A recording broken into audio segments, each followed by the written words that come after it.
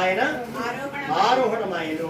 అప్పుడు వారి కన్నులకు కనపడకుండా ఒక మేఘం ఆయన కొనిపోయింది. ఓకే.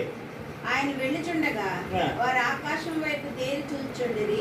ఇదిగో తెల్లని వస్త్రములు ధరించుకున్న ఇద్దరు మనుషులు వారి యొద్ద నిలిచి, గలిలయ మనుషులారా, మీరెందుకు నిలిచి ఆకాశం వైపు చూచున్నారు?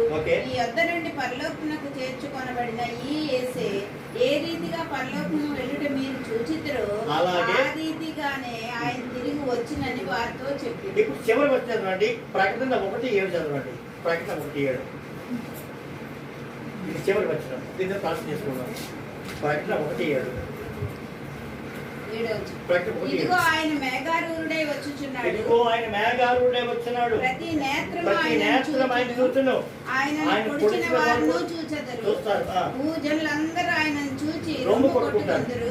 అవును, ఆమేన్. అవునండి. కనుక అబద్ధ క్రీస్తుకి తేడా ఏం చెప్పాను? మొట్టమొదటి ఏం చెప్పాను? చేతి చూపించాను. చేతి చూపించమని చెప్తే వాడు ఏమంటాడు? పెట్టల బెల్లం చూపించాడు. అమ్మా తప్పని అంటాడు. బూట్లు వేసుకుంటాడు, చూపించాడు. కొన్ని చేతి చూపించమయ్యా అంటే చూపించక తప్పదు, చూపిస్తాడు. అక్కడ ఏమున్నావు అనమాట? వేయి గుర్తులు.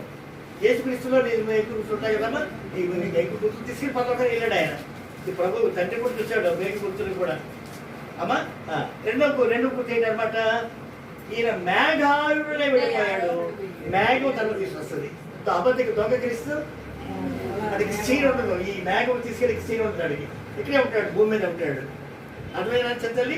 ఏమి చెప్పాను? క్రీస్తుకి అబద్ధ క్రీస్తు తేడా ఏంటి? నిజమైన క్రీస్తు అయితే మేఘారుడే వెళ్ళిపోతాడు, మేఘం తీసుకొస్తుంది. ఇప్పుడు దొంగ దొంగ దొంగ దొంగ వీడు ఇక్కడే ఉంటాడు.